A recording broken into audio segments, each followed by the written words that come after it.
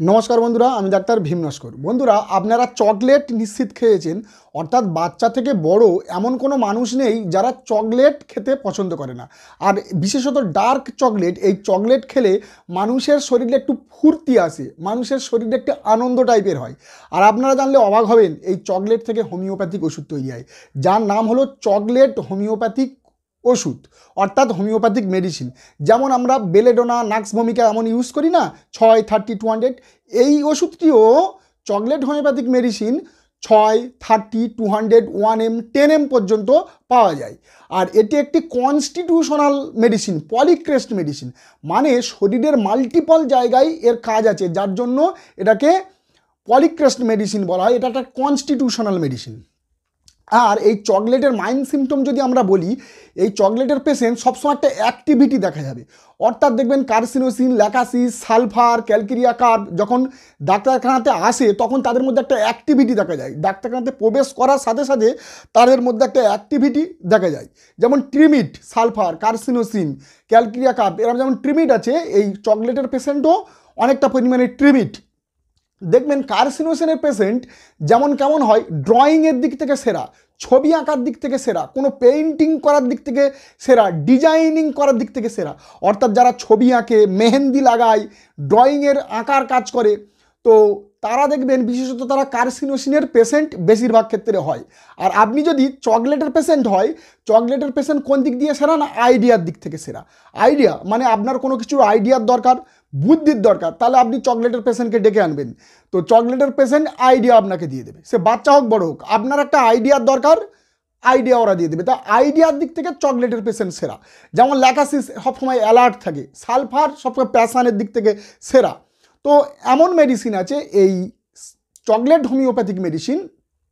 তো এই চকলেট যে পেশেন্টগুলো হবে, এক্সেসিভ ক্রেভিং ফর চকলেট থাকে, অর্থাৎ প্রচণ্ড পরিমাণে তাদের চকলেট খাওয়ার একটা ইচ্ছা থাকে। যেমন তারা একদিন যদি চলে যায়, একদিনেও তারা কোনো দিন চকলেট খেতে তারা বাদ দেয় না, তাদের প্রতিদিন চকলেট চাই।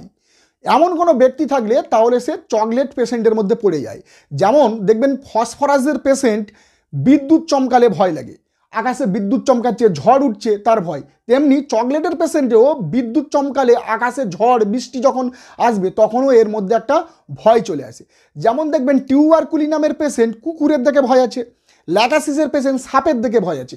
তেমনি এই চকলেট হোমিওপ্যাথিক মেডিসিন যে চকলেটের পেশেন্ট যারা, তাদের মধ্যে জীবজন্তুর ভয় আছে, তার মধ্যে বিশেষত কুকুরের ভয় বেশি। মানে রাস্তাঘাটে যে জীবজন্তুটা চলাচলের মাধ্যমে দেখা যায়, আমরা সচরাচর রাস্তাঘাটে চলতে গেলে কোন জীবজন্তু দেখি, গরু, ছাগল, কুকুর, ভেড়া ইত্যাদি, এসবগুলো যেগুলো দেখা যায় তার মধ্যে কুকুর বেশি দেখা যায়। আর এই কুকুর দেখলে তাদের একটু ভয়। কেমন ভয়, রাস্তাতে যখন তারা বার হবে তখন মনে হবে যে ওই কুকুর বা জীবজন্তু আমার উপরে অ্যাটাক করে দেবে, এই ভয়টা তার মধ্যে থাকে।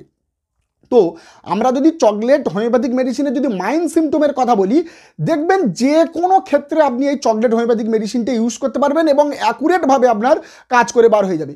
এই পেশেন্টের একটু এনজাইটি থাকে, কেমন দেখবেন সেপারেটেড এনজাইটি আছে। অর্থাৎ সেপারেটেড এনজাইটি মানে একজন একজনার থেকে বঞ্চিত হয়ে দীর্ঘদিন থাকা, তাকে বলা হয় সেপারেটেড এনজাইটি।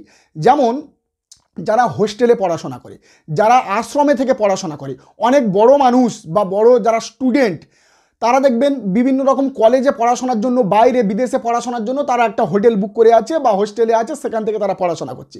তাহলে কি হলো, তার বাবা এবং মা তার থেকে ডিফারেন্স হয়ে গেল, তার থেকে অ্যাটাচমেন্ট থাকার কথা ছিল বাবা মায়ের সাথে, কিন্তু তার থেকে সে বঞ্চিত হয়ে গেল, অর্থাৎ সেপারেটেড হয়ে গেল। তাহলে এই দীর্ঘদিন যদি এরকম সেপারেটেড থাকে, তাহলে তার মনের মধ্যে একটা এনজাইটি আসবে যে আমার যদি কিছু হয়ে যায় বা আমার যদি খারাপ কিছু হয়, আমার তো কাছে বাবা নেই, আমার তো কাছে মা নেই, আমি এদের সাথে যদি চলতে চলতে কোনো ভুল হয়ে যায়, আমার তো থাকানোর কোনো লোক নেই। তো এই চিন্তা ভাবনার জন্য যদি কোনো সমস্যা চলে আসে, সেক্ষেত্রে চকলেট হোমিওপ্যাথিক মেডিসিনটা হচ্ছে নাম্বার ওয়ানে আসবে।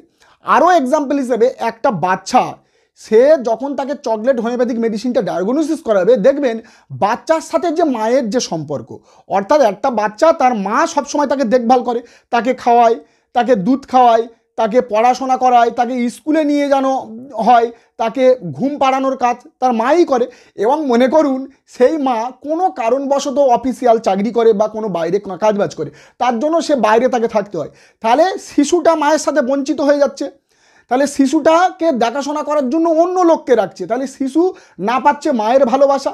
তাহলে শিশু তার মধ্যে সবসময় একটা এনজাইটি চলে আসবে যে আমার মা কাছে নেই, তাহলে আমাকে দেখাশোনা করার কিছু নেই, যদি আমার কিছু হয়ে যায় তাহলে আমাকে দেখবে কে, বা আমাকে পরবর্তীকালে আমাকে যদি কোনো ভুল করি, অন্যায় করি, আর কেউ যদি আমাকে মারতে আসে তাহলে আমারও থাকানোর কেউ নেই। তাহলে মায়ের সাথে শিশুর এই যে ভালোবাসা থেকে বঞ্চিত হয়ে যাওয়া, যেটাকে আমরা বলি সেপারেটেড এনজাইটি, এই সেপারেটেড এনজাইটিতে দুর্ধর্ষ কাজ করে এই চকলেট হোমিওপ্যাথিক মেডিসিন। আরও যদি আপনারা বলেন বড়দের ক্ষেত্রে, যারা বৃদ্ধ বয়স্ক, তাহলে বৃদ্ধ বয়সে যখন আপনারা দেখছেন একটা লোকের সাথে তার ছেলে মেয়ের প্রতি ডিপেন্ডেন্ট থাকে, খাওয়া দাওয়া সব কিছু, এলাক পোশাক তার উপরে ডিপেন্ডেন্ট থাকে। মনে করুন ছেলে বা বউ সে একটু বাইরে কাজবাজ করে, তাহলে সেই তাকে দেখার কেউ নেই, তাহলে সেই বড়দের মধ্যে একটা এনজাইটি থাকবে যে আমাকে তো এই মুহূর্তে দেখার কেউ নেই, তাহলে আমাকে পরবর্তীকালে দেখবে কে, আমার খাওয়া দাওয়া, আমার ড্রেস, এলাক পোশাক, বা আমার যদি এক্ষুনি কোনো রোগ হয়ে যায় তাহলে আমাকে দেখার কোনো লোক নেই।